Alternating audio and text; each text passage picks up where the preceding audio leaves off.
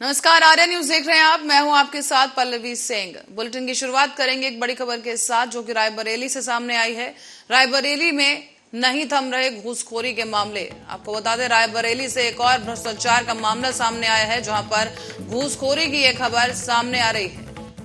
लकड़ी ले जा रहे थे ट्रैक्टर ट्रॉली चालक से होमगार्ड ने अवैध वसूली की है और होमगार्ड की गैर वसूली जो है कैमरे में कैद हो गई। हरचंदपुर थाने के चौराहे का पूरा मामला है जहां पर ट्रैक्टर ट्रॉली चालक से होमगार्ड के द्वारा यह अवैध वसूली की गई है। लगातार घूसखोरी की खबरों के बीच रायबरेली से खबर सामने आ रही है जहां पर एक होमगार्ड गैर वसूली करते हुए कैमरे में नजर आ रहा है। आपको बता दें, यह अवैध वसूली की गई होमगार्ड के द्वारा जहां पर लकड़ी ले जा रहे एक ट्रैक्टर ट्रॉली को रोक दिया गया और बीच रास्ते में उनसे अवैध वसूली की गई है और ये पूरी घटना कैमरे में कैद हो गई है। हरचंदपुर थाना चौराहे का मामला बताया जा रहा है जहां पर होमगार्ड की घूसखोरी की ताजा तस्वीरें कैमरे में कैद हो गई हैं।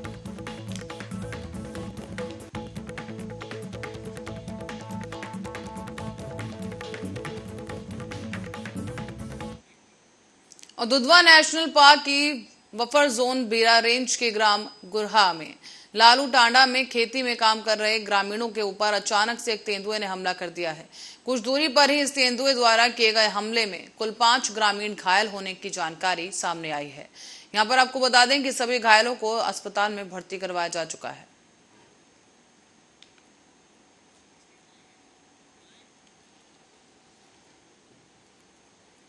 और खबर एटा से सामने आ रही है जहां आजादी के अमृत महोत्सव कार्यक्रम के तहत शहीदों के सम्मान में पुलिस लाइन स्थित शहीद स्मारक पर स्थल पर राष्ट्रभक्ति के गीतों का वादन और पीएससी बैंड द्वारा राष्ट्रीय धुन बजाई गई।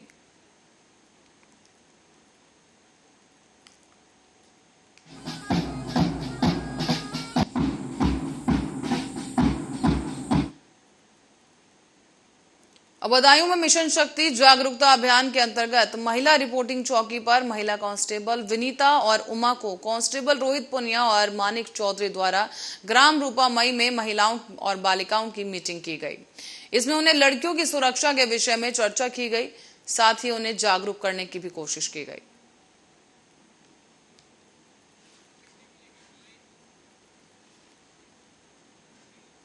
और मुख्यमंत्री योगी आदित्यनाथ के अनुसार जो आदेश जारी किया गया था उसमें गोवर्धन के एसडीएम संदीप कुमार और नगर पंचायत सौंक के ईओ रोहित कुमार और पुलिस चौकी के नेतृत्व में कस्बे के मुख्य बाजारों और मुख्य मार्गों पर स्थानीय दुकानदारों के अतिक्रमण को हटवाया गया है।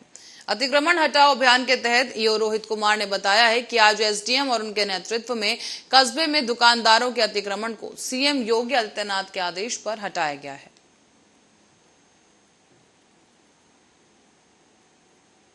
कस्बा सौंख में सड़क सुरक्षा अभियान के तहत सड़कों पे हो रहे अवैध अतिक्रमण को चिन्हित करके उनको हटाया गया है। माननीय मुख्यमंत्री जी के दिशा निर्देशों पर यह कार्रवाई की गई है और ये दिनांक 18 जून 2022 तक निरंतर ये कार्रवाई चलती रहेगी। सड़कों को अतिक्रमण मुक्त रखने हेतु आज उप जिलाधिकारी महोदय, थानाध्यक्ष महोदय एवं अधिशासी अधिकारी नगर पंचायत सौंख के नेतृत्व में अतिक्रमण हटाओ अभियान चलाया गया, जिसमें दुकानदारों से अपील भी की गई है और साथ में जो लोग नहीं मान रहे थे उनका जो है स्थायी और अस्थायी अतिक्रमण हटाया गया है।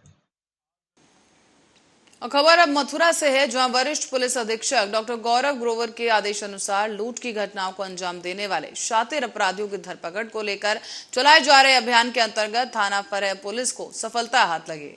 पुलिस ने मुखबिर की सूचना पर आरोपियों पर और अपराधियों को गिरफ्तार किया है और उनके कब्जे से 91,000 रुपए, एक आई और 10 घड़ी और नशीला पाउडर समेत तमंचा बरामद कर लिया है। मार्च को एक आंसू शर्मा जो कि एटा के रहने वाले हैं और पेशे से टीचर हैं, वो गोवर्धन आए थे दर्शन करने और दर्शन करके जब वो गोवर्धन चौराहे पे सवारी का इंतजार कर रहे थे तो एक i10 गाड़ी आई और इनसे कही कि हम आगरा तक चलेंगे, अगर आपको चलना हो तो मेरी गाड़ी में चल सकते हैं। उनको बस नहीं उस समय मिल रही थी तो उन्होंने ये सोच के कि जल्दी पहुंच जाएंगे उस गाड़ी में बैठ गए। आगे चलने पे इनको बताया गया कि हम लोग सरकारी कर्मचारी हैं और सरकारी गाड़ी है, इसमें सरकारी माल है और आगे चेकिंग लगी हुई है। तो बाकी दो जो सहयात्री थे उन्होंने पहले अपने बैग से सामान निकाल के अपने कीमती सामान, पैसे एक लिफाफे में डाल दिया।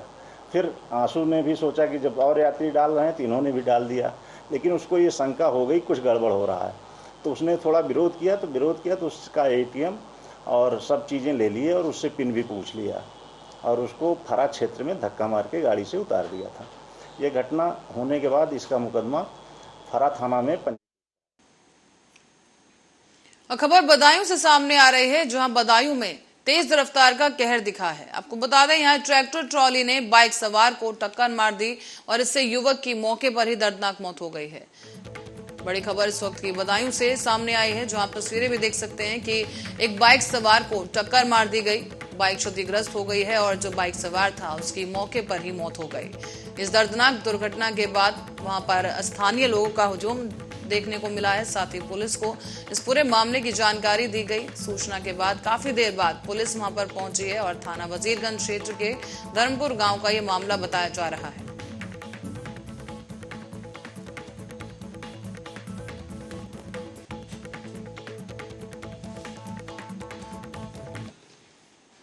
अब बदायूं में जिलाधिकारी और वरिष्ठ पुलिस अधीक्षक ने संयुक्त रूप से जिला जेल का औचक निरीक्षण किया है। इस निरीक्षण के दौरान जेल में बैरकों की तलाशी ली गई, जिसमें कई आपत्तिजनक सामान बरामद नहीं किया गया है। आपको ये भी बता दें कि डीएम ने जेल अधीक्षक को दिशा निर्देश दिए कि बंदियों के लिए व्यवस्थाओं और सुविधाओं को बेहतर बनाया जाए।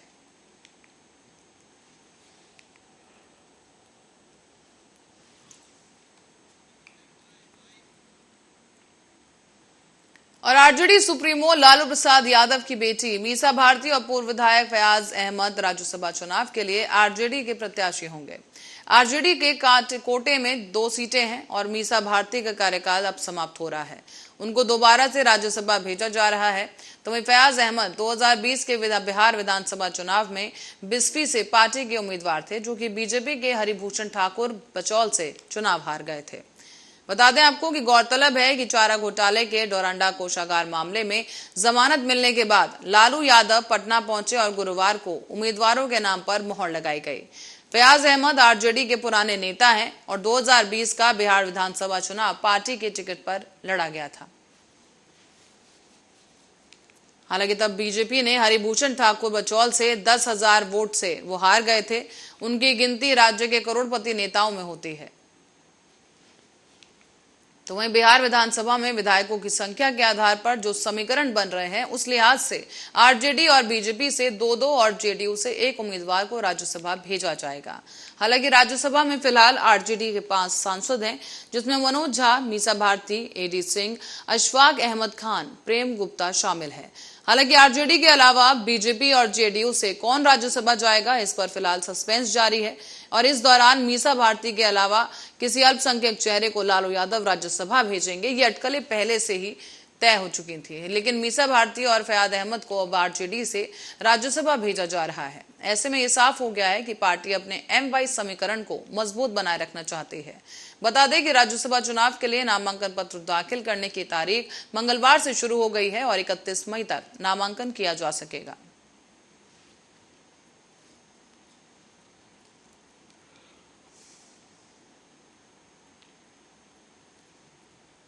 और इस बीच समाजवादी पार्टी के दिग्गज नेता और रामपुर से विधायक आजम खान ने कांग्रेस नेता रहे कपिल सिब्बल के राज्यसभा जाने पर प्रतिक्रिया दी है।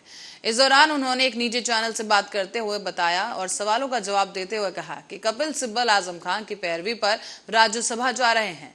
इसके अलावा उन्होंने अपने खिलाफ दर्ज मामलों के सवालों पर भी जवाब दिया। और जब उनसे पूछा गया कि सुप्रीम कोर्ट से न्याय दिलाने में सबसे ज्यादा कपिल सिब्बल का साथ रहा, इस पर आजम खान ने कहा कि सबसे ज्यादा तो आसमान वाले ने साथ दिया है, जो कि मेरा मालिक है। कानून की दुनिया में और अदालतों में कपिल सिब्बल ने बहुत मदद की। हालांकि उन्होंने बहुत दिल से मदद की है। और जब उनसे ये पूछा गया कि अब कपिल सिब्बल राज्यसभा में सांसद बन रहे हैं और वो भी आपकी अपनी पार्टी की वजह से और आपकी मदद से, इस पर सपा विधायक ने कहा है कि मुझे उनके राज्यसभा जाने की बहुत खुशी है। वो बहुत अच्छे इंसान है और बड़ा नाम है। लेकिन जब उनसे पूछा गया कि कहा जा रहा है कि उनके नाम पर पैरवी आपने की और अखिलेश मान गए, सपा विधायक ने इस पर कहा कि क्या हुआ और कैसे हुआ, ये सब आपको थोड़े बता देंगे। साथ ही आजम खान ने यह भी कहा कि हम राजनीति नहीं करते, अगर ऐसी राजनीति की होती तो आज ये सब हमारे साथ नहीं होता।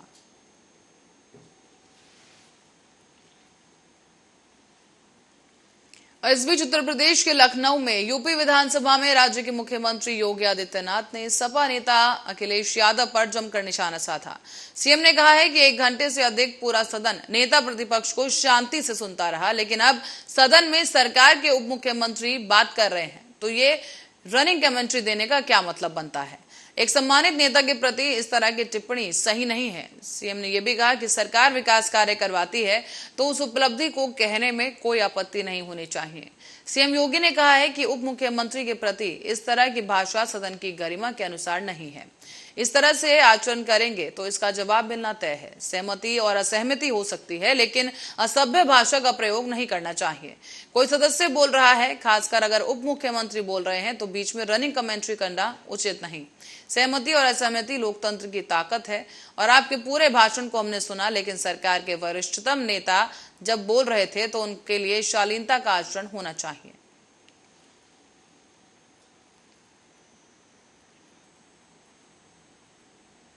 पाकिस्तान के अपदस्थ प्रधानमंत्री इमरान खान के समर्थकों द्वारा निकाले जा रहे विरोध मार्च को भंग कर दिया गया है। उन्होंने ये फैसला संसद के बाहर पुलिस और उनके समर्थकों के बीच हुई झड़प के बाद लिया। हालांकि इमरान खान ने प्रांतीय विधानसभाएं भंग करने और नए सिरे से आम चुनाव कराने की घोषणा के लिए शहबाज शरीफ सरकार को 6 दिन का वक्त दिया है। उन्होंने कहा कि अगर सरकार ऐसा करने में विफल रहती है तो वो संपूर्ण देश के साथ राजधानी लौटेंगे। खान ने यहाँ पर यह भी कहा कि उनकी सरकार को विश्वास मत के जरिए गिराना और शहबाज शरीफ के नेतृत्व वाली गठबंधन सरकार बनाना अमेरिकी साजिश का परिणाम था। उन्होंने कहा है कि वो नए चुनाव की मांग कर रहे हैं क्योंकि वो देखना चाहते हैं और दिखाना चाहते हैं कि उन्हें देश का समर्थन हासिल है। हजारों के समर्थकों के साथ इस्लामाबाद पहुंचे पूर्व पीएम ने यहां पर यह भी कहा कि मैं आपको 6 दिन का समय देता हूं, आप 6 दिनों में चुनाव की घोषणा करें। कहा यह भी गया कि जून में नए सिरे से चुनाव कराने के लिए संसद को भंग कर दिया जाना चाहिए। उन्होंने सरकार को यह चेतावनी भी दे डाली कि अगर उनकी मांगों को पूरा नहीं किया जाता तो वो फिर से राजधानी की ओर मार्च करेंगे। यहाँ पर इमरान खान ट्रक के ऊपर खड़े होकर अपने समर्थकों को संबोधित करते नजर आए।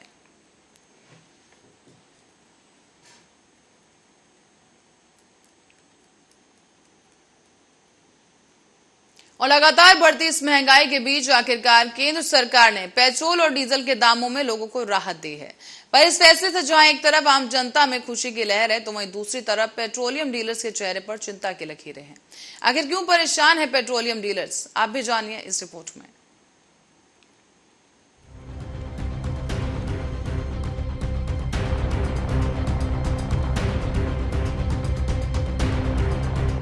बढ़ती महंगाई से त्रस्त जनता कई महीनों से पेट्रोल, डीजल और गैस के दामों के बोझ तले जीने को मजबूर हो गई थी। जगह जगह सरकार के खिलाफ इन बढ़ते दामों को कम करने के लिए विरोध प्रदर्शन भी किए और आखिरकार केंद्र सरकार की तरफ से जनता की परेशानी को कम करने के लिए बढ़ते पेट्रोल और डीजल के दामों में भी कटौती कर दी गई।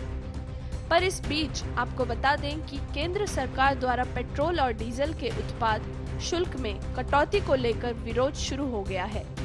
इस दौरान Madhya Pradesh petroleum dealers association ने कटौती पर नाराजगी जताते हुए बंद का ऐलान कर दिया।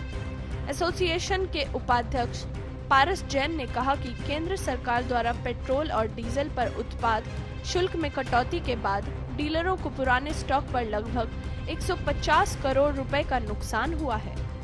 तो वहीं पहले ही इस स्टॉक पर उच्च शुल्क का भुगतान भी किया जा चुका है।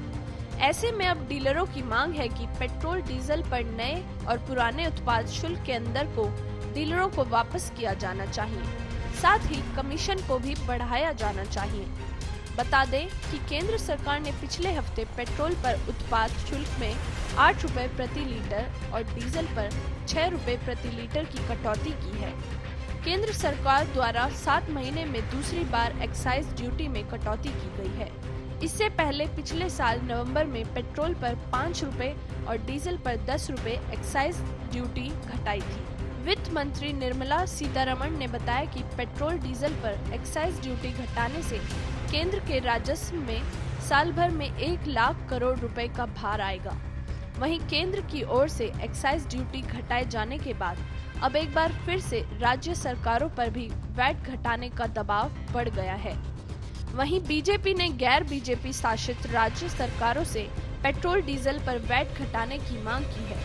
हालांकि महाराष्ट्र और केरल जैसे कुछ गैर बीजेपी शासित राज्यों ने वैट घटा भी दिया है, लेकिन अब भी कुछ ऐसे राज्य हैं जो वैट घटाने से साफ मना कर रहे हैं। और इस बीच अब एक और संकट सरकार के सामने खड़ा हो गया है, जहां उन्हें वैट को लेकर हो रहे विरोध का सामना करना होगा। Desk report, Arya news.